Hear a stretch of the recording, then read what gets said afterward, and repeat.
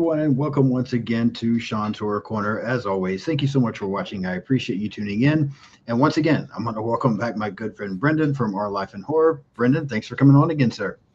Of course. Thank you for having me on. We had a quick wardrobe change. So we're talking Evil Dead 2. I didn't get that far, but I don't have any Evil Dead shirts, so it wouldn't have mattered. I was trying to get a couple of other things done real quick before we got started. But and I'm sure at some point people are going to be watching my channel and they're going to be like, why is this called Sean's Horror Corner? Like, shouldn't this be Sean and Brendan or something? Because I feel like you're almost a co-host at this point. Like, you're on with me quite a bit. But yeah, I don't know. It's always fun having you on and talking about this stuff with you. So if I ever reach out to you and you're like, damn, Sean, give me a break, just tell me. It's all good. Oh, never. You'll never hear that from me. It's almost like we almost got like, it's almost like you, me, Kaylee, and Robbie are like, we're just, Yeah, we're all part owners of like Sean Horror Corner. it does seem like it at this point because y'all are definitely the ones that I have on the most, and they've been on quite a bit here lately. You know, you and I've gone through a couple of franchises. We've gone through Scream, we've gone through Candyman,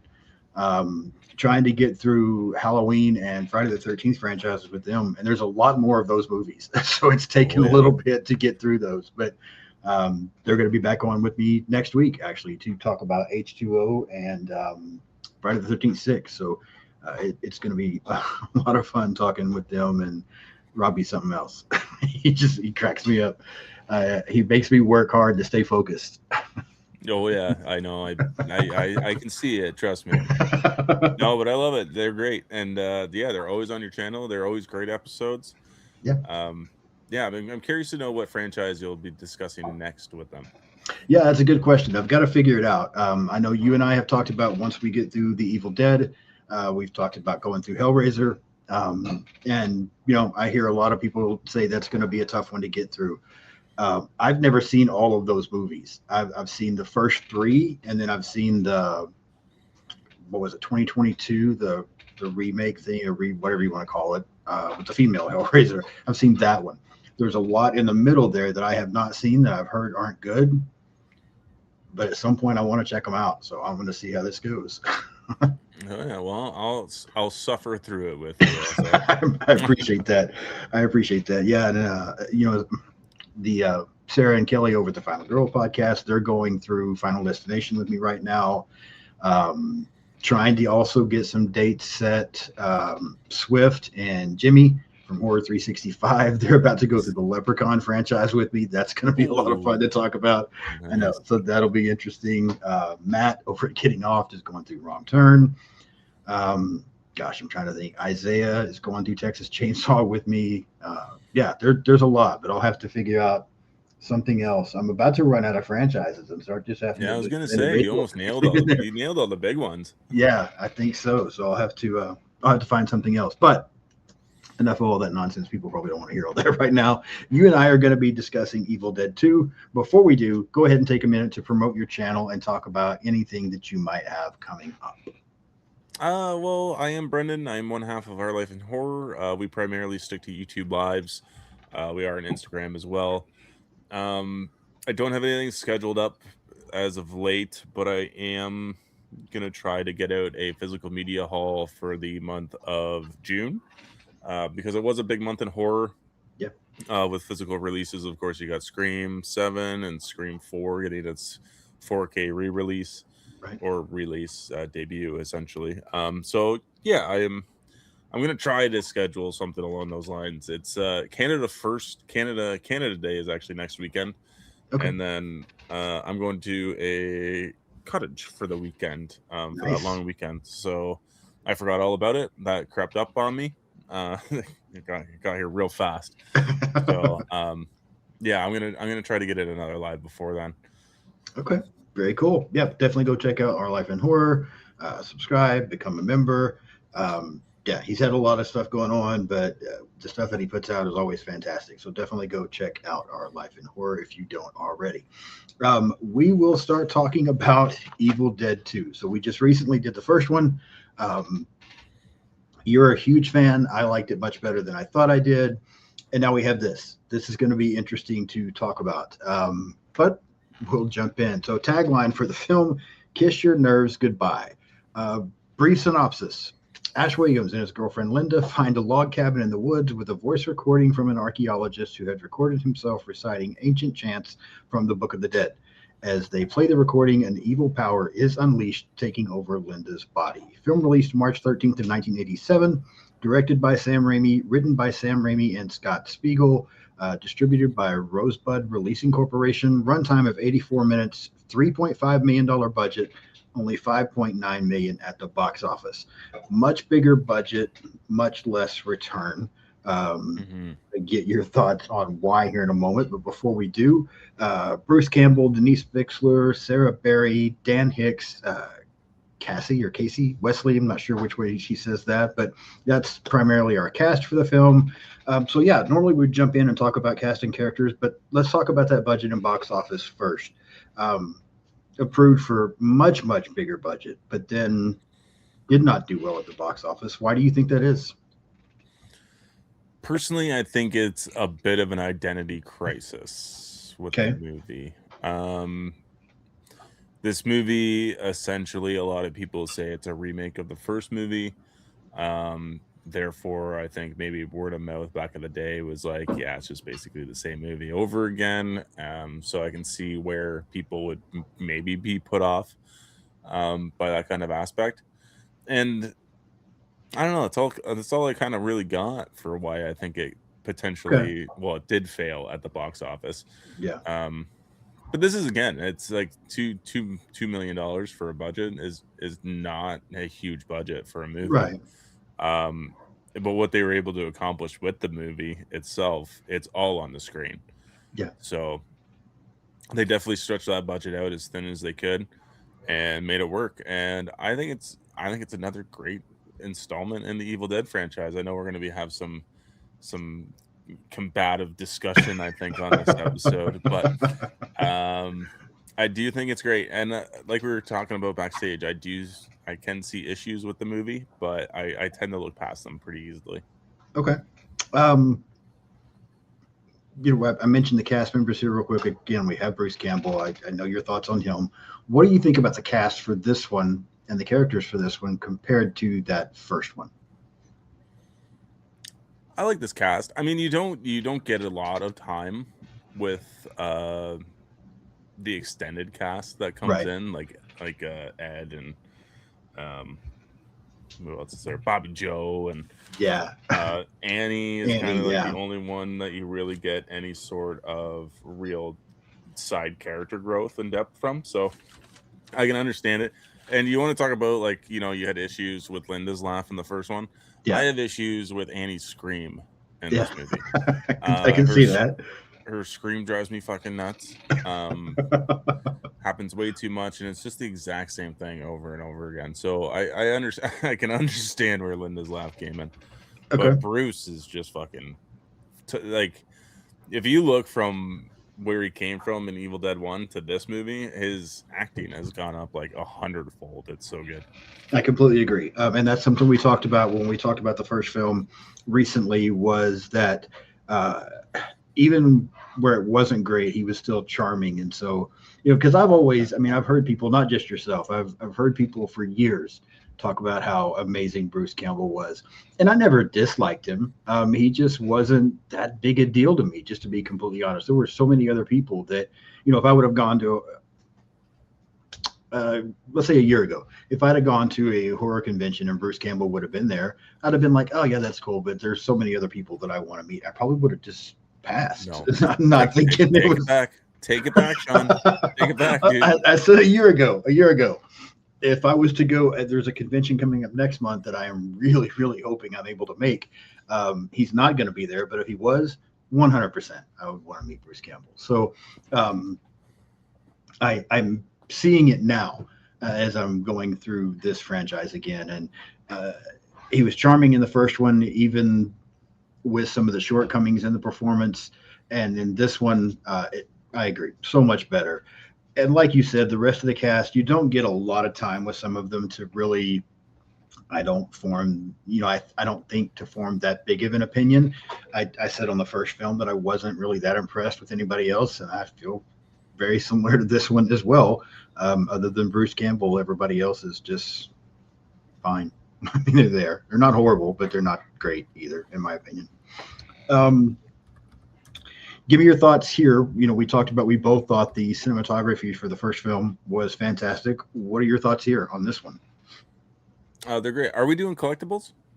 Oh, absolutely. Because I completely forgot. Yeah, I meant to ask you that when you were talking about your channel, and I missed it completely. So yes, please, nope, whatever that's you got okay. there from the second one. Dude, I got a little bit of a longer laundry list on this time. I did actually leave one thing out, but that's fine. So we'll start out with the VHS tape again. Nice. With the That's really cover cool. art. VHS tapes impress me. So yeah, that's very cool. Yeah, I do like these. Some of them, I guess, I know a little shaky on that one.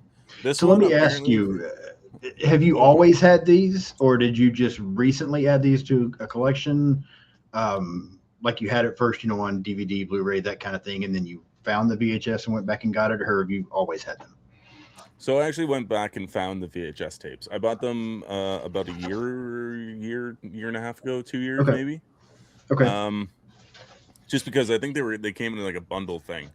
Okay. And it wasn't too much money for them, and I was like, hey, you know what?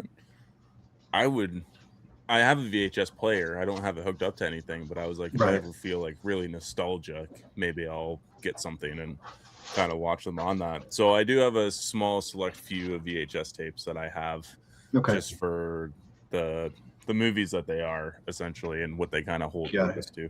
Are they, sorry, one more question about that, and I'll let you get to your other stuff, because I grew up, I'm old. So when I grew up and you went to first started going to the video stores, it was VHS tapes that we were renting back when I was a kid. I mean, that's what everybody was grabbing. And so there's a huge part of nostalgia that I still think VHS tapes are so cool. I don't own a VCR. I kind of wish I did, because some of those old classics, like the first Evil Dead, the first Friday the 13th, the first Halloween, I would love to go back and watch those on a VHS just to get that feeling at some point. But what I'm getting to is, you said you just bought them in the last year or so. Are they brand new, or are they used copies? They're used copies. Okay. I only have one unopened VHS tape. Okay. And it was like $5. I couldn't believe it. But Texas Chainsaw Massacre 2003. Oh, wow. Okay. Yeah, an unopened copy. So, but these are again, they're wrapped in plastic wrap. I don't think I've ever opened them up since buying them. So whether or not they actually still work, I don't know. But I'm assuming that they do. Right. Because I just, in a little bit, I've looked a little bit here and there at like VHS. Like I just recently got a VHS of Psycho from 1960, and it looks like it's sealed. And where I bought it, it said it was brand new, but I think I only paid like $15, and I'm like, there's no way. There's no way this is brand new, because everything else I look at, and I don't know, maybe Psycho is different, but I've looked at Nightmare on Elm Street, I've looked at Halloween, I've looked at Friday the 13th, some of these classics. New copies are so fucking expensive. Like, it's crazy to me. So I can only imagine what those would have cost had they been brand new. And like you, I've got all of the Nightmare on Elm Streets on VHS. I don't know if they work, but it's still cool to have. It's a sweet set you got. And it's the same with like Friday the 13th, all those on VHS. Like I remember seeing those in the video store as well. And they look so nice when you just have them sitting there spine. They're just a nice collector's item to have. I definitely get it. I do want to buy like a 10-inch, tube TV and put it downstairs and watch something every once in a while, but just haven't gotten around to it. Gotcha. All right, I'll stop interrupting you now. Continue with what you got there. That's okay. Well, let's upgrade to the DVD. Okay. And we got, of course, the other Evil Dead book 2. That's so cool looking. With the ear on the back as well. So this one used to be able to click the eyeball, and it would make like a evil laugh or something like that, or a scream. And there is a way to replace the battery, but then you'd have to like rip up the latex and get underneath of it. So I chose not to do that. That's so cool looking. This is one of my holy grails growing up. Always wanting these. This was the 2-for-1, and these are actually pretty pricey if they're in good shape still. Yeah, I can imagine. Yeah, you got the ash and the Oh yeah, on the Templar there and the Book of the nice, Dead on fire. very cool. So I love that. Let's see. And then this, see, again, this is the sealed kind of thing we were talking about. Yeah. I have the Blu-ray 25th anniversary edition of Okay. Evil Dead 2, which is sealed, Right. but whether or not it's actually sealed, I don't know. It seems like it's actually factory sealed.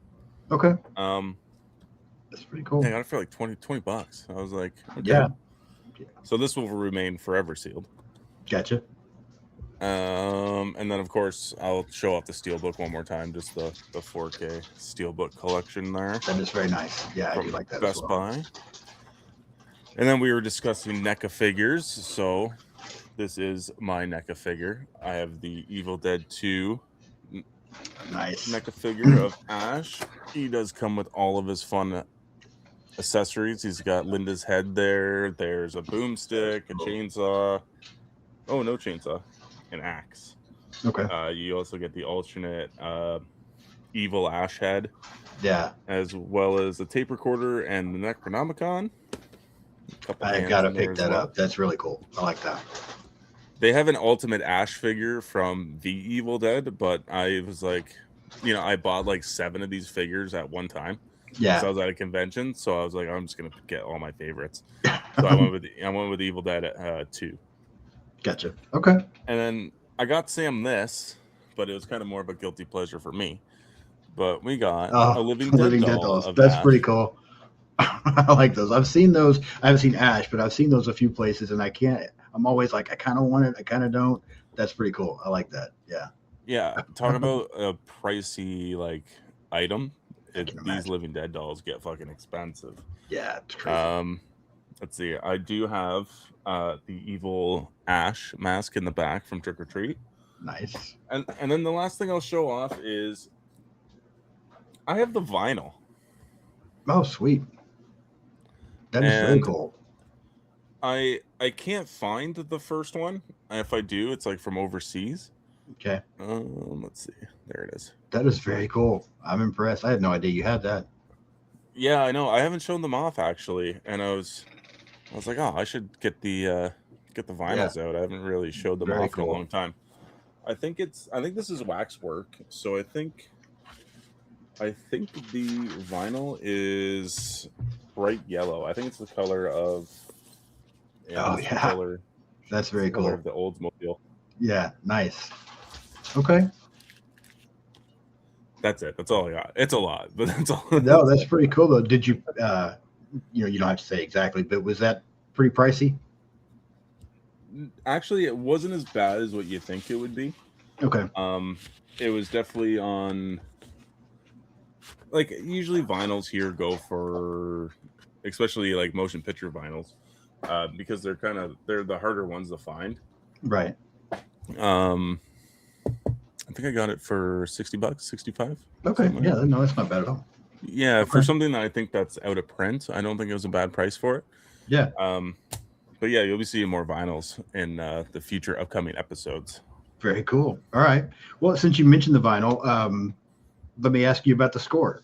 What are your thoughts on the score for this one? Because I feel like we both said on that first one, we were, it was just kind of there. Nothing great, wasn't terrible. What about this one? It's way more epic in this movie compared to the first. Yeah. It definitely feels more grandiose. I kind of like how they bring back the Linda and him playing the piano, like that tune kind of comes back into this movie as well. Just way better score overall, in my personal opinion.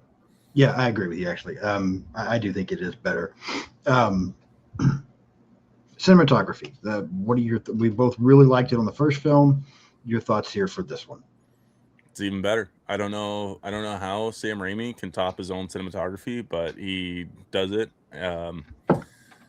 We talked about the 2x4s and stuff like that, and I'm going to bring up the shot that I really like the most of this movie, which is when the car chase is going on and he's racing back to the cabin, and he hits the tree and he goes flying out, and the demon goes through the car window. That's all just a camera on a 2x4, and they rammed it through the back of the car. Somebody picked it up at the start of the car and kept going with it. Nice. It's That's just very cool. so impressive. The Dutch angles, all the different shots. Um, the camera just constantly moving.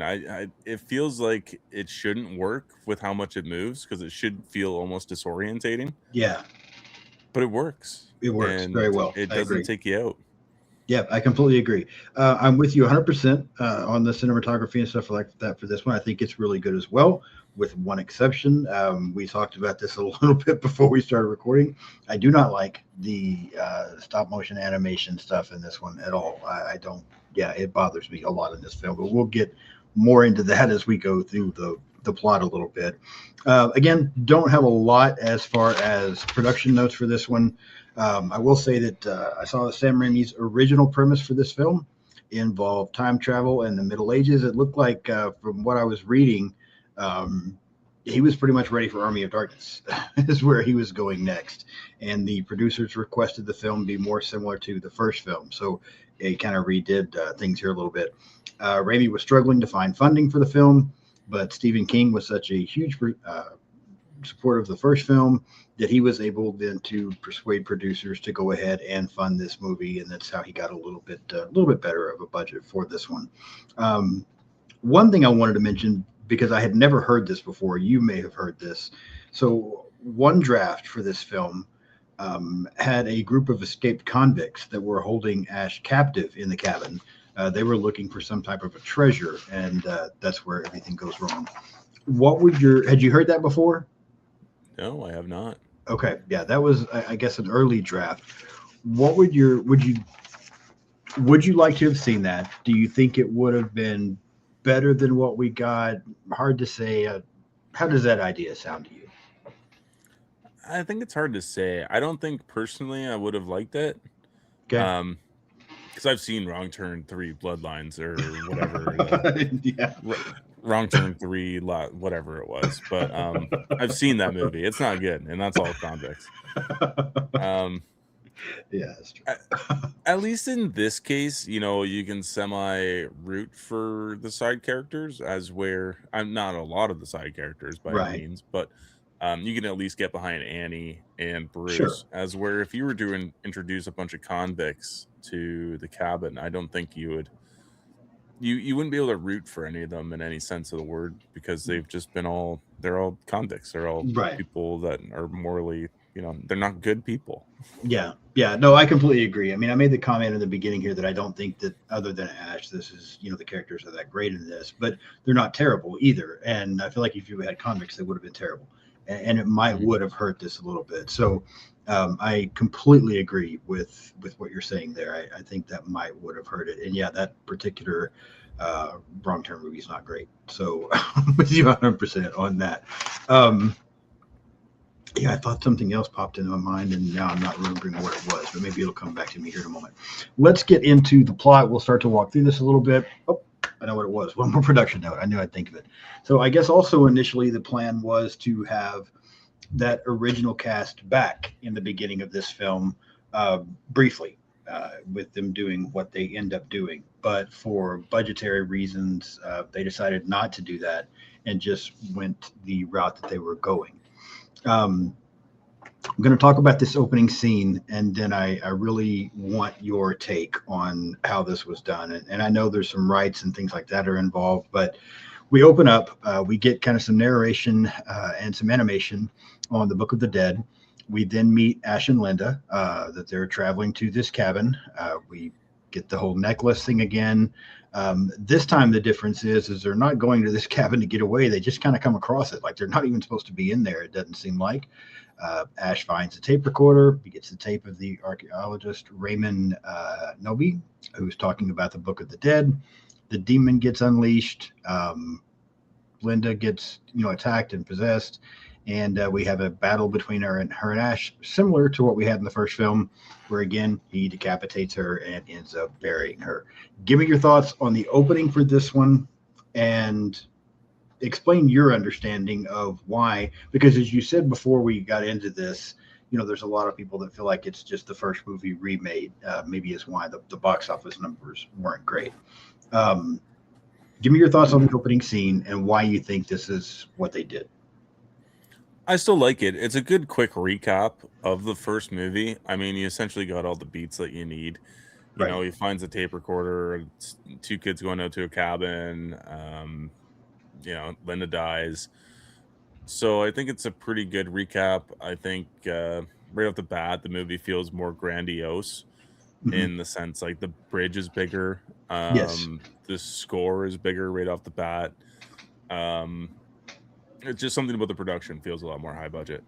So as for whether or not I do like it, I'm not going to say that I don't like it. Yeah. Bringing back the cast, I think it would have bogged down the movie too much. Okay.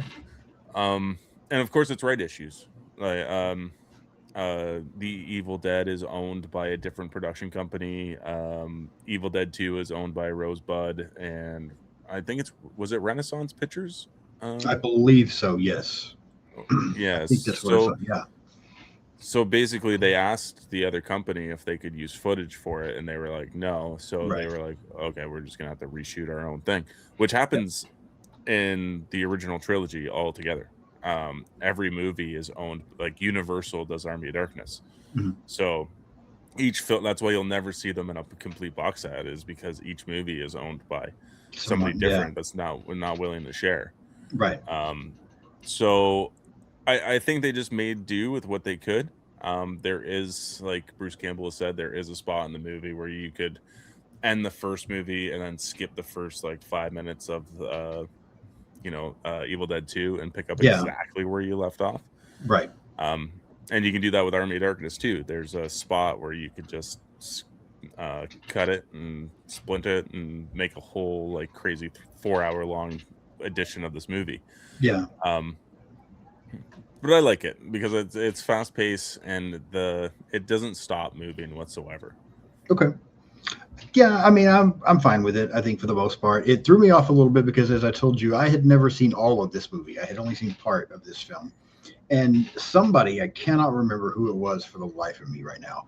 I feel like I heard somebody recently talking about this movie, and they made a comment about Ash giving the necklace to a different girl, and it doesn't make sense and that kind of thing. And I'm like, when I was watching this the other day, I'm like, this is not a different girl, it's Linda. I mean, it's a different Yep. actress, but it's Linda. He's not giving the necklace to somebody else. So that theory makes no sense. But at the same time, I was like, I mean, I get it. I understand why they did what they did. Um, I almost don't think it was necessary. Especially since we're gonna, get with the demon traveling through the forest and the cabin and attacking Ash. I almost wish we'd have just jumped right in right there and not gone through this other stuff first. But it's fine. I mean, it's okay. I don't think. I don't know. I don't dislike it, but I don't think I liked it as well as the first because I felt like I'd already seen it. If that makes sense, what I'm trying to say. So, yeah, that's just my thought. Go ahead. I can see you're thinking. But yeah, but in all fairness, you got what 83 was their big theatrical release. It has been 4 years. 4 years Yeah. since the last movie. Do you think? And this movie also had to be digestible for new fans. It had to bring in Right. new people into the movie theaters. So if you were to pick up exactly where the last movie left off, you'd just be left there like super What the hell? confused. Okay. You'd have fans or new people coming in and have no idea what's even happening. Okay, that's fair. I'm gonna give you that because as you were saying that, I got into a debate one time with somebody concerning the Friday the 13th franchise, and they were complaining about how, especially in the first like 4 or 5 movies of Friday the 13th, every movie starts off with a recap of what's already happened, and they were talking about how stupid it was and it's not necessary. And I was like, I like it. It just, I mean, shows you what's gone down so far, setting you up for what's next. And you just explained that. So I told you I needed your help with this. You already helped a little bit. So I'm like, okay, that's fair. That makes sense. I don't know why I wasn't thinking of that. So yeah, from here, the demon basically ends up throwing Ash through the woods, which confuses me a little bit because it looks like it throws him quite a ways. And then he turns out to almost, when things start happening, I feel like he's in the exact same spot that he was before. But we also briefly get Ash possessed. So we get Dead-Eyed Ash there for a few moments. But the sunlight seems to save him as the sun comes up. tries to escape, but the bridge is out. And then we get, the sun's starting to set, so the demon's chasing him back. We get the car scene that you were talking about, where the things are going on there with the car, and the camera goes through it. Very cool scene. We also briefly meet Annie, who is Nobi's daughter. Her partner Ed, they're archaeologists. They're trying to go along with what their father was looking into, and that we get Linda's corpse reanimating, and Ash kind of losing his mind for a little bit. Her head ends up biting Ash's hand, which is going to play a huge part into things. We see him in the tool shed. We get the whole chainsaw thing, which actually I think Linda's corpse has the chainsaw for a minute, but Ash is able to get the chainsaw, destroy her head with that chainsaw. So with everything picking up here, now we're getting into what this movie's got going instead of kind of the recap thing like you were talking about. What are your thoughts here on Ash being a Deadite for a few moments, Ash versus Linda, that kind of thing? I think Ash being a Deadite for the moment is good because I think it sets him up as he's not invincible. Okay. He can be possessed just like everybody else. They didn't get to him in the first movie, but they got to him. They got to him now. So Right. I think that's a good setup. I like that there is a cure, and it's essentially you have to survive the night. Annie and Ed's introduction is fine. I just never truly buy them as like a couple. I agree. But I do enjoy that aspect because one thing I do like about Evil Dead 2 and why I think jumping right to the Medieval Dead or Army of Darkness would have been a bad idea is because this movie expands so much more on the lore that's needed to enjoy Army of Darkness. So having her in here is of course crucial. Ash versus Linda is fucking great. I love it. I love her claymation dance. I think it looks fantastic in my opinion. I just love it. The head in the lap is always super funny, and the chainsaw sequence, of course, with him cutting her up in the shed is great too. He goes to take back the curtain with the chainsaw, and there's just a chalk outline of it. Yeah, is a great joke. As well as, did you catch Freddy's glove? I did not catch that. Damn, and I knew somebody had mentioned that to me, and I totally missed it. Freddy's glove is hanging above the door on the inside of the work shed. I knew somebody had told me that was there, and I just completely missed it. So I almost need to go back and watch the beginning of this again because I want to see that. Yeah, I don't know. I struggle with this movie. We kind of know that's coming already, so I'll go ahead with it here because I don't like the claymation dance. I'm with you that I like the idea of Ash becoming a Deadite. You see that he's vulnerable. I like the fact that there is some type of a cure, and like you said, you just survive the night. But then at the same time, the sunlight coming up, and I don't know, something about it. I was like, yeah, okay, that's fine. I mean, I get it. It's kind of cool, but it's kind of not. But the claymation really bothers me. Now the head scene being in his lap, that's all great. Biting his hand, the chainsaw stuff is really good, but the claymation just really bothers me in this stuff that we were talking about. And so as we kind of get through all of this, I was finding myself like, okay, I enjoyed the first film much more than I thought I did.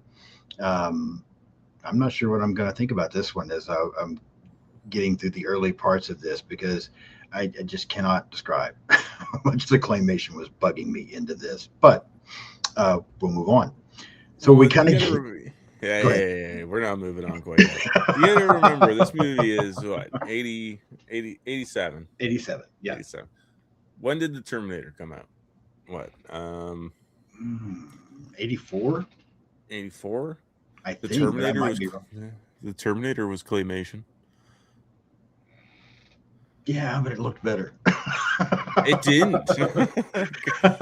Go back and rewatch it, man. It doesn't look as good as what you think it did. I have not seen Terminator in a long time. You might be right. The thing is with Terminator, it doesn't last long, and it's not as predominantly sequenced, I guess, within the Terminator movie.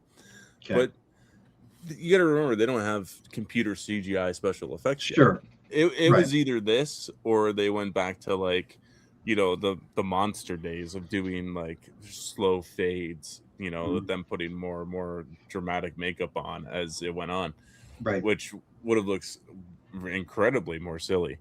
So the claymation has like this early CGI kind of, not CGI, it's just claymation, but Right. like in that kind of special effects kind of terminology, it looks good for the time and kind of what the budgetary um the budget was for this movie. Okay. So I can't fault the movie for its claymation. I think one of the things that bothers me about it, and this is probably just me, 100%, I get here, is I see what you're saying, and it's been a long time since I've seen Terminator, a really long time. And I love that movie, but it's been a long time since I've seen Terminator.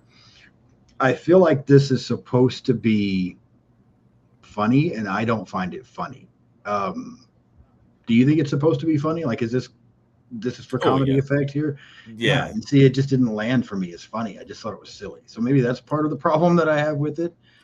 Maybe I don't have a sense of humor. I think I do, but for some reason, this wasn't working. This movie is like another thing, is it's a huge tonal shift. Yeah, Whereas the first movie leans primarily incredibly heavy into horror, this movie has a great balancing act of whether or not you find it funny or not. This is a horror comedy through and through, where it leans into almost Three Stooges level of comedy. yeah, Um, but I think some of the jokes are clever in this movie as well. Um, like the subtle ones, I think tend to hit the most. Like with him okay. pulling back the shades, and there's just a drawing of a chainsaw there. I thought it definitely made me chuckle quite a bit when Okay. I was watching this. What I thought of when I was watching it, and I've talked about this before as well, and I realize it's different, but I love the original Texas Chainsaw Massacre. I don't like part two. I don't think, because that's a complete tonal shift as well, right? And I don't think it works. Like, to me, Leatherface shouldn't be a horror comedy, and so that's part of the issues that I have with TCM2. I'm just not a fan of that movie. And I guess I had enjoyed the first one so much more than what I thought I did. This tonal shift was bothering me, and maybe this is going to be one of those things that, as you were talking about, now that I've seen this whole movie, I know what it is. I go back and rewatch it later, and maybe I'll like it more. Um, but I don't know. It bugged me because when I was watching it, I thought of TCM, and I'm like, comedy doesn't work for TCM, and it doesn't work like this for Evil Dead. It's too much. So I was struggling. Um, yeah, maybe I was watching it from the wrong viewpoint, perhaps, but I was struggling. Um, and speaking of struggling, Ash is now struggling in the cabin. Again, his hand gets possessed. This is actually funny. I was enjoying his battle with his hand here a little bit. Um, we also cut back to Annie and Ed. They're also blocked by the bridge, and yet they meet this handyman named Jake and his girlfriend Bobby Joe. Don't buy that couple at all. Those are two completely different people. I'm like, what the hell? Like, how is this a couple? But Talk about a girl that's settled. yeah, very much so. But they're going to basically lead them where they need to get to. And then again, we get Ash battling his hand. He ends up cutting off his hand. He tries to shoot it, but it escapes. This I was actually finding funny. It was working for me here. The group ends up arriving at the cabin, and they determine that they feel like Ash is killed Annie's parents, and so they end up locking him down there in the cellar. And then they go and listen to the tape, which ends up resurrecting Annie's mom, Henrietta. Um, After some craziness there a little bit, they pull Ash out of the cellar. But then Ed gets possessed, and Ash cuts him up with an axe. So the group's arrived now. We've met them. We've got Ash in the hand thing going on. Give me your thoughts here on this group of scenes. Oh, Ash versus his hand is fantastic. It's some of the best physical comedy you've seen. Well, you didn't see physical comedy like this until you got Jim Carrey, Yeah, really. Um, it's fair. at least in my personal opinion, I'm not too big on comedies, but when they, like, as a I'm with kid, you. Jim Carrey was like my hero. Yeah, Um, so I think it's fantastic. I love the noises it makes and how it kind of has its own personality as well. The spread of the infection is this exact same style as it was for Linda during the first movie, which I really liked. Yeah. Um, as for Annie and Ed and meeting, Ed meeting Yeah. Jake and Bobby Joe. As much as I think that she settled down, or he scored up, I still think she's gross. You know what I Well, mean? yeah, and that's what threw me off a little bit because I don't see them as a couple. I don't see them as a couple when it comes to appearance.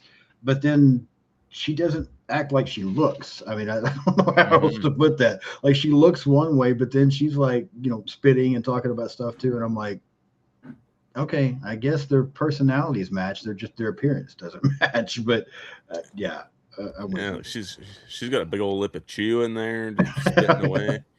Yeah. This is again that leads into like some subtle, nice comedy where it's like, I'll lead you down the old trail or whatever for like 50. Oh no, $100, and it's like, Yeah.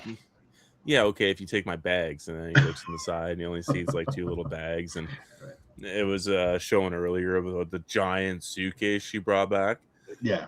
A really good subtle comedy, and I like how it comes back into play. What else was in this group of scenes? We have Linda or Yeah. Henrietta. Yes, I'm sorry. Yeah, Henrietta resurrected. Henrietta looks good, and again, you get a quick little stop motion animation with her coming out of the ground. Mm-hmm. But I think Ted Raimi plays or does a really good job of playing Henrietta, in my personal opinion, and the effects on her look really good. Yeah, I agree. Those effects look good. Like Ash in the Hand here kind of helps me out with this because going into this section, I was really struggling, as I mentioned. But the Ash in the Hand thing that landed, I thought that was funny. Side characters, I'm like, okay, whatever. I do agree with you that Henrietta looks good. Ed looks really good too. Yeah, I was about to say when he gets possessed, he looks good, and Ash takes him out pretty quickly. Let me see. Ash's hand ends up grabbing Bobby Joe, which causes her to take off running into the forest. She gets attacked and killed by these trees. Annie starts trying to translate, but she only gets a couple of pages done before Jake, I believe is his name. Yeah, Jake comes back in and like he takes the papers away and throws them down in the cellar. He forces him at gunpoint to go out into the forest and look for Bobby Joe. Out there, we get possessed Ash again for a few moments, and he ends up attacking Jake. Annie runs back into the cabin. She finds the dagger. And then we get kind of a scene there where she thinks it's Ash trying to get in, but it turns out to be Jake. So she ends up stabbing him, injuring him, and then Henrietta kills him. We've got Ash, then he gets in, he starts attacking Annie, but he changes now when he finds the necklace. Give me your thoughts on this group of scenes, but let me say here, I think this is why when I think back, I talked about how I get what they were doing in the beginning and the sunlight changes him, okay, but now the necklace changes him. And I don't know, I don't think you get both. You get one or the other. Because here he hadn't survived the night yet, but just seeing the necklace changes him back. So here's another part of the plot that bothers me a little bit, but maybe you can talk me down off the ledge when you talk about this set of scenes. I'll talk you down. I already got a good way to talk you out of it. Bobby Joe's death was something that I was going into the movie. Like I think I pre-wrote it down. I was like, Bobby Joe's death sucks. And then I'm watching it last night. And I was like, okay, it's actually not as bad. I always forget about how it's not like a standout one, but it's not as bad as what I always remember it being. Okay. Her getting thrown through the woods and the trees and then going into her skin and stuff like that. I think it looks really good. Yeah. And then of course you got the big trees in the back with like they have faces on them. Yeah. It's just I wish there would have been like a result, we got to see from her smashing into the tree. Yeah. Because you see everybody else. And I think that probably could have been like an MPA thing where it was like, we know we're not going to get an R rating for this movie. So like, we're going to have to cut something. Yeah. So that I don't mind. Jake or Ash possessed again. I still think looks great. I think the effects look really good on him. I always like how there's this color of red behind him that makes Yeah. it like really pop. And you're talking about the necklace, bringing him back. I think here's my little shortcoming of an explanation for that is, when say we're talking about exorcism or possession film, Mhm. whether you're possessed or not, there's always something, whether it be a deep connection with a person or a deep connection with an item, it can seem to snap that person back to being in control of their body. And that's where I'm going to lean into this one. Okay. Because I do think it works. He has a deep connection. He just like lost Linda literally not even 12 hours ago. Right. So the wound is still fresh, and I think that could definitely snap you out of it. I see what you're trying to do. I see what you're trying to say here. I don't know. I like the idea better of what we were talking about with the first one, even though I was struggling with it a little bit, but I don't think it bothered me until I saw this because I mean, you said it yourself. You have to survive the night. There's a way out, but you have to survive the night in order for that to happen. Um, to me, if seeing this necklace can bring back the human side of him, then that means surviving the night's not as big a deal now. Like I don't know. I think you got two ways to survive now, and it just they hurt each other a little bit. It's just my opinion. It's not terrible, but they hurt each other a little bit. Some people are more strong-willed than others as well. You gotta remember that. That's also plays a factor into things. And Ash, especially after becoming a survivor of the last movie, I definitely think he'd be a lot harder of a person to possess than say Ed or Jake. Sure.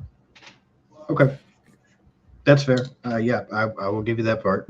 Let me see here. Page. All right. So Ash then he takes the chainsaw, he attaches it to his hand.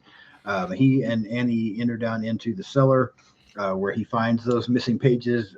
How? I have no idea. That was pretty impressive that he found those because there's a lot going on down there. He gets into a battle with Henrietta before he's able to kill her. Trees then start attacking the cabin. The demon, now we get a manifestation of the demon for the first time. Annie starts reciting this incantation, but Ash's hand, which is still roaming around here, ends up stabbing her. The demon attacks Ash. As Annie's dying, she's able to complete this incantation, which opens up this portal that initially sucks in. I believe it sucks in the demon. It sucks in the car. After a little bit of a battle, it's able to get Ash in. So let's talk about your thoughts on Ash in the cellar. Get the chainsaw for the hand, the battle with Henrietta, and then the demon manifesting, and where we go from here. Give me your thoughts here. Oh, Ash getting the chainsaw for her hand is so fucking cool. It's so metal. Very cool. So metal. It's groovy, as you would say. Yeah. I love it. I think it's so cool. Ash versus Henrietta and him walking in the cellar is great. It almost gives me like I wrote it down and I feel like it gives me the survival horror games kind of. You're going down there, you're collecting little pages, you're trying to get to objectives while staying quiet and trying to avoid the demon. Yeah. So I like that, but at the same time, it didn't last as long as what I thought it was going to. It was much shorter than I thought it would be. Yeah, because I think he finds one page and then all of a sudden he finds all the pages. Yeah. And I was like, oh, I thought they were more spread out and there's a lot more like tension buildings, but it's really quick. Yeah. I love Henrietta's transformation into her kind of final boss body. I really like the makeup design and choice that they chose for her face. The sound design, this is where I will give her critique. I don't like the monkey screeches that it plays for Henrietta. Right. And of course, like I'm watching this on 4K, and this time I was looking for wires, and you can see a lot of wires. Okay. So I could see the wires on Henrietta. I could see the wires on Ed. I could see a lot of them. Now, if I were watching that on Blu-ray or VHS, you would never see those. Never see it. Yeah. but I could definitely see them on the 4K of this. It's almost why I'm scared to go back and watch The Exorcist, because I know you can see the wires in that one, because Right. I've heard previous people talk about it. Yeah. But like that, the incarnation of the demon that's been following them forever is finally revealed. Love the reveal. I think it looks great. It's incredibly grotesque. I love that when as soon as he sees it, his hair goes white, which I thought was a really cool and well done effect as well. Annie dies. I mean, yeah, she dies. Yeah. Not a big Yeah. deal there. I like that it's the hand. The hand comes back and kind of bites Right. Ash in the ass. Yeah. Just because I think that just kind of, that's who he is. That's the shit that happens to Ash throughout this entire franchise. That's true. The portal's cool. The portal does I like look cool. the portal idea. Yeah, like you're saying, it just sucks everything in, and it doesn't have any remorse. It's, if you're near it, you're going in. Yeah, I agree. The portal looks cool. I like the fact here, so I'll back up to the first thing I mentioned to you. I like the chainsaw, being put there for his hand. I think that's very cool. Definitely see what you're talking about with the cellar kind of being like the whole survival game thing. That's pretty cool.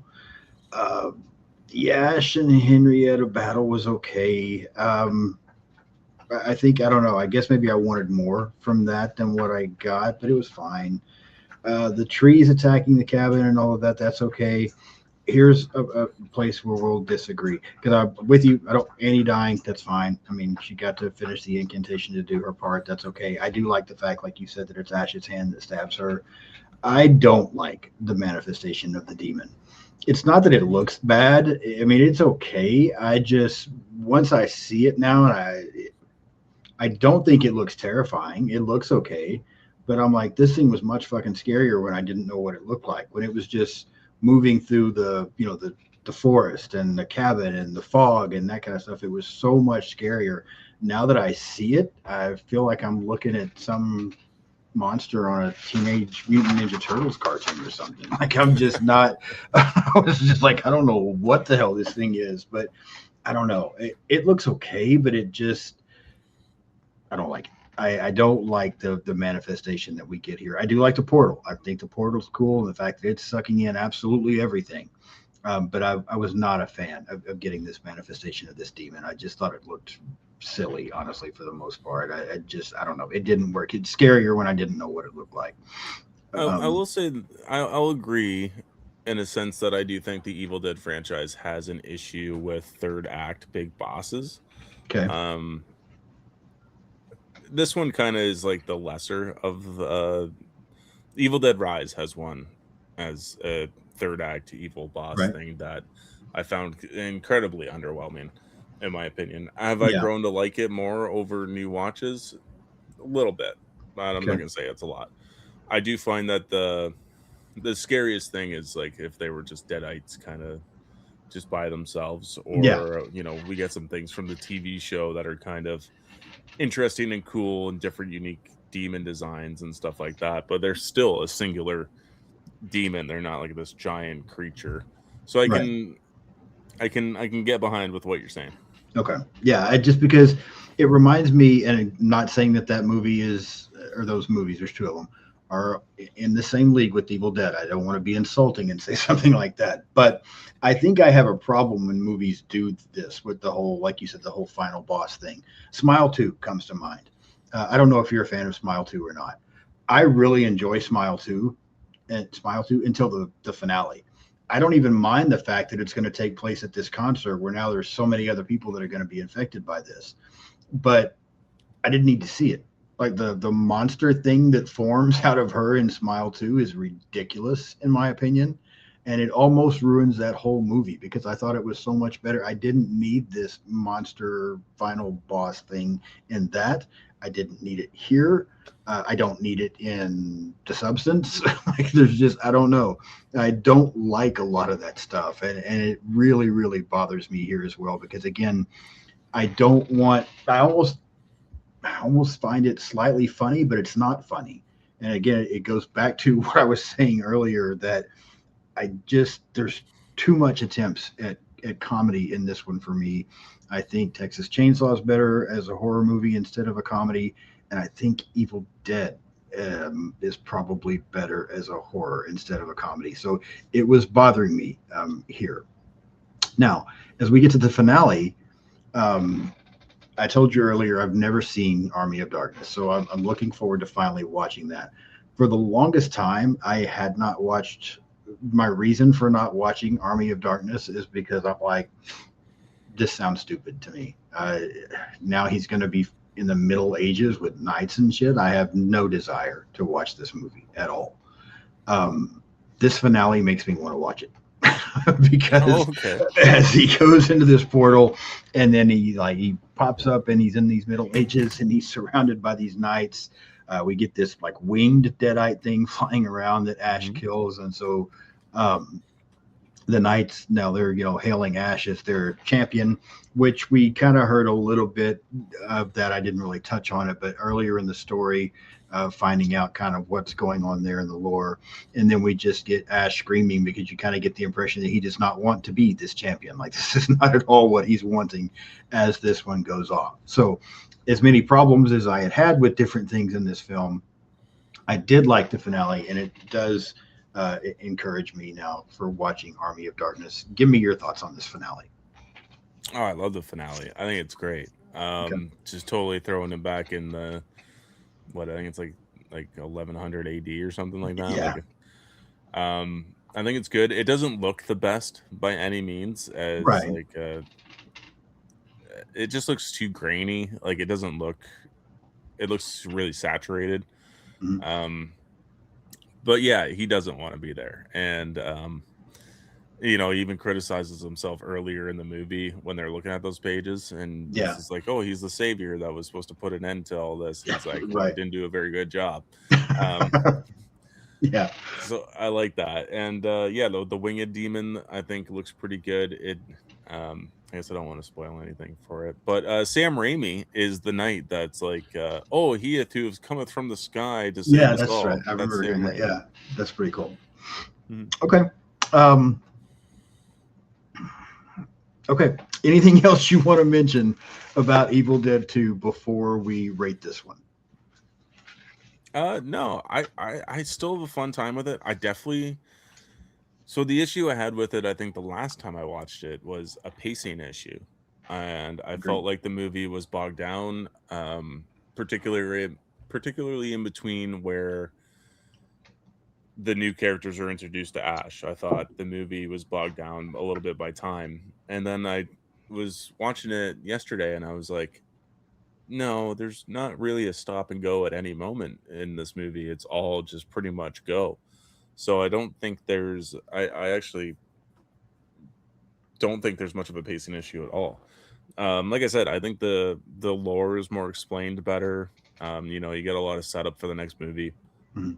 Ash is incredibly, or Bruce Campbell's acting is just so much better in this movie than he is in the last one. This is essentially him becoming a hero. This is his hero arc Right. of this trilogy of movies, and the next one we'll discuss what his arc is in that and what his character kind of motivation is there. But yeah, I really enjoy it still. I have very little complaints about this movie. If any, it's honestly some of the sound choices, Okay. even some of the silly mistakes that I can see, with a ceiling being not shown because the camera's whipping through the cabin and it Right. gets a small. Oh, do you know what we didn't talk about? The Nobi thing. The Nobi. He comes back as a Oh, ghost. yeah. That's That right. was We one did miss that. thing that I didn't particularly like in the movie, but that's it. Okay. Yeah, I was not a fan of that part either. Yeah, I don't know because I'm with you. Last night, so, and I know a lot of people disagree with me about this movie as well. I know I have weird opinions. I'm almost glad this isn't a live because Rob would be giving me so much shit right now. I am not a fan of the movie The Substance. I don't know if you like The Substance or not. Yeah. I'm not a fan. I like the beginning. I like what's going on, and then I think it's way too long, and it gets just way too weird for me. And I did a review on The Substance. In fact, I think that was the first episode. We were talking about Robbie and Kaylee earlier from Dead Horror Couple. I think that's the first time they ever came on my channel. I think we talked about The Substance. And I was talking about on that episode how for the last 20 probably minutes of that movie, I just wanted it to be over so bad. Like I just kept looking at my watch and I'm like, is this ever going to end? This is the longest thing that I've ever seen in my life. Like it was killing me. This movie is only 84 minutes long. And it's not, you're spot on, because I was thinking last night it was a pacing issue. It's really not a pacing because shit keeps happening. But I think between some of the claymation stuff that I didn't like, a few other things here and there, and again, I just really didn't like the reveal of the demon. I found myself watching this like, okay, let's wrap it up. Like I want this to be over. And I felt like it was longer than 84 minutes long. I feel like this movie has some moments, and it's not pacing because things are happening. I just wasn't enjoying certain parts of it. That being said, there are some things I really like as well. I like Bruce Campbell's performance. I like the evolution of the character that we're starting to get from Ash. Ash versus his hand is so funny to me. I really did enjoy it. So this movie is this one's tough because there's some things I really like and there's some things I really don't like. So on a scale of 1 to 10, Brendan, what are you going to give Evil Dead 2? Because I think you gave the first one like a 9.1, you said. So where does Evil Dead 2 come in? So I like Evil Dead 2 more than the first movie. For totally different reasons, but I do enjoy it more. But there are still others in this franchise that I do think I'd prefer to watch over Evil Dead 2.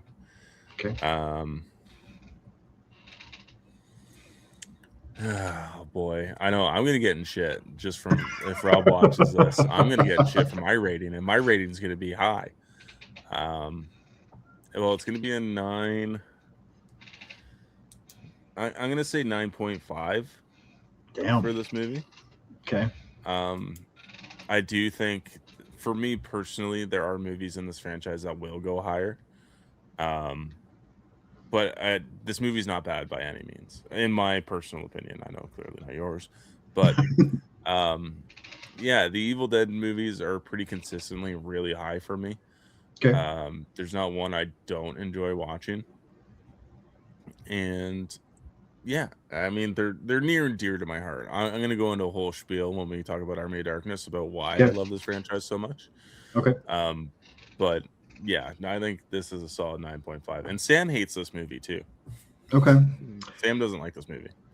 Well, so I said at the beginning that I hope you can help me, and you have. You've helped me a little bit. You've helped me to appreciate some of the things that I already liked, to appreciate them a little bit more. One issue that I didn't like, you helped with a little bit. The other issue I didn't like, you didn't help me at all. but that's okay. I'm going to be honest. I'll say it now. So when I wrote, and I marked it out because it's not as bad as what I gave it. When I finished my notes and got ready to send them to you the other day, the score that I had written down for this movie was a 3. Because yeah, I wrote down a 3 because I was like, I don't like this movie. It's not, generally, if I give something a 1 or a 2, I think it's horrible. If I give it a 3 or a 4, I don't like it. There's different levels of not liking it, but I don't like it. I wrote down a 3. I'm like, I don't like this movie. The claymation's ridiculous. The demon looks horrible.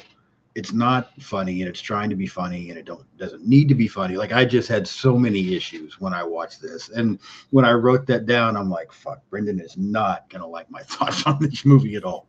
But after talking about it, I'm going to bump it up a little bit. I'm still not going to bump it up a lot, but I'm going to give this movie is about as middle of the road as I can possibly be, because there are things I really like and there are things I really don't like. And they almost balance each other out to where this is just middle of the road. So it's not as bad as a 3. but I still don't really like it either. It's pretty average. I'm going to say a 5. I'll bump it from a 3 to a 5. And I know you're thinking that's too low, but I came up a little bit. So I don't like it as well as the first film. And I gave the first film a 7. I think the first film it's better in multiple ways. The only thing that's better about this film is Bruce Campbell's performance, which is big. But again, the other things just really bother me so much. I am looking forward to watching Army of Darkness because, again, I've never seen it before. I have no idea what to expect. I really don't know what to expect for this film. You're going to fucking hate it, dude. Be kind to me.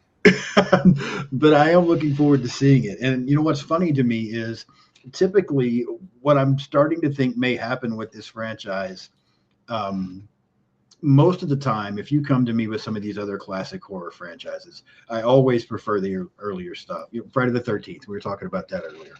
I love the first 4 movies. I think the first 4 movies are so good in that franchise. And I like 6. After that, it starts going downhill really quickly for me. And 5 is okay. Yeah, that's a whole other story. But same thing with Halloween. I love Halloween 1, 2, and 4, and then with a couple of exceptions here and there, that franchise tends to struggle a little bit from that point on. So I'm feel the same way about Scream. Love the first 4. After that, they get kind of mid. I have a feeling Evil Dead's going to be the opposite. I have a feeling I'm going to like 2013 and Evil Dead Rise and some of these things better than I like these older films. And I just generally don't do that. But I have a feeling they're more of what I am looking for.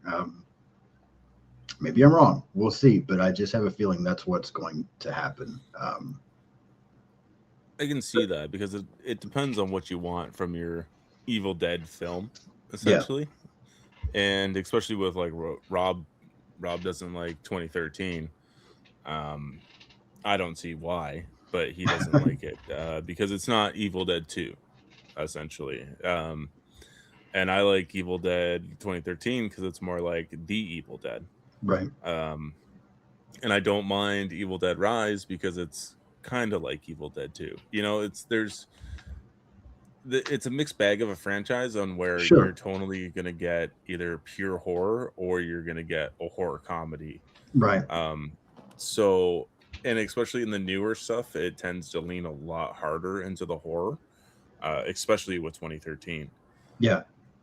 Where, which I remember really liking. It's been a while since I've seen it, but if I remember correctly, I really like 2013. Oh yeah, it's really good. But dude, you're gonna fucking hate Army of Darkness. You're gonna hate it so much. I'm telling you right now, you're gonna hate it. I mean, I'm looking forward to giving it a shot, and I mean, I don't know. I'm curious. You might be right, but my expectations are different for it than what they were going into this one because again, I'd only seen part of this movie, and after enjoying the first one more than I thought I would, I was looking forward to watching 2. I'm like, okay, the first one was better than I thought. Let's check this out. And then I was shaking my head a lot. I'm ready for it to be over. So it's not what I expected. I don't know what to expect with Army of Darkness. So we'll see what happens. But yeah, it's still, I'm sorry. I know a 5 is low, but at least that means I don't hate it. It's just not good either. It's just right there in the middle. But yeah, I'm looking forward to watching Army of Darkness and see what my thoughts are. It's going to be a first-time watch for me. So, yeah, that will wrap up Evil Dead 2. Hopefully, Brendan's not too mad. He can go have a smoke, calm down, get a good night's rest, and then we'll see what happens for Army of Darkness. Yeah. I was talking earlier about you've almost become a co-host over here. That may be changing after this Evil Dead franchise. Brendan may decide that he's not coming on anymore. We'll see. But we'll see. I do appreciate you coming on. Thank you so much for doing this with me, even though I don't like it as much as you do. Hey, of course. I'm always happy to talk some Evil Dead, and it's always nice to get other people's perspectives on franchises, whether you love them or not. Yeah, no, I completely agree. Absolutely. So before we wrap up here, go ahead and take a moment to again talk about your channel. I know you said you didn't have a whole lot going on. You do have something, I think, in the works for the 7th of July. So that's coming, and you're going to try to do a physical media release, you said. So yeah, go ahead and promote Our Life in Horror for a moment. Yeah, thank you. Yeah, I'm Brendan. I'm one half of Our Life in Horror. Um, I am currently kind of MIA at the moment, but we do a lot of streams on YouTube when we have the time. Just been kind of busy with work and other social obligations, so they've been kind of hit and miss. I am going to try to get in a physical media hall for June, as well as July 7th. Sean is going to be a part of a horror or an Evil Dead franchise live that I'm going to be doing before Evil Dead Burn releases. Very cool. Yep, definitely check it out. That gives me time to watch Army of Darkness and a couple of these in. Brendan will be back. We'll be talking the rest of this Evil Dead franchise as quickly as possible. I'm trying to move some things around on my calendar so we can try to get it all done before that new one comes out, but I'm running out of time, so I've got to figure this out. Next week, as I said, Robbie and Kaylee, we've mentioned them a couple of times from that horror couple. They're going to be on with me twice. We're talking about Halloween H2O and Friday the 13th, Part 6, Jason Lives. I also have Ken and Ashley from Sledgehammer Horror on next week to talk about Bride of Chucky. That's another franchise that, they're going through that one with me. We've been having a lot of fun doing that. So yeah, lots of fun stuff coming up. Next month, I think, is my next live. Mike from Mike and Serial and I have gone through the Terrifier franchise, including All Hallows Eve. We're going to do a live where we rank the Terrifier movies and talk about them, as well as Isaiah from The Bitter Wolf is going to come on and rank those movies with us, and the three of us will just talk Terrifier for a little bit. So that's a live I've got set 1st of July. I don't have that exact date in front of me, but all of that being said, a lot of other stuff coming up. I mean, again, I'll be on Brendan's channel soon. The 28th of this month, I am on live with Aaron from A&B Horror. I'm also got an upcoming appearance on the Final Girls podcast, so you can't see that on YouTube, but go listen to the podcast. I'm about to be on their channel, so a lot of fun stuff coming up. Staying busy. Subscribe so you don't miss anything. Leave Brendan and I some comments, and you can 100% tell me how wrong I am on this movie, because I know how many people love this film. So you can agree with Brendan. You can tell me I'm an idiot. It's perfectly okay. I get it. 100% understand. Follow me on social media. I'm pretty much on everything out there. Blue Sky, Instagram, Threads, X, TikTok, Letterboxd. Just search Sean's Horror Corner, and you can find it there. Brendan, thank you again so much for coming on. Everybody, thank you for watching. I will see you soon.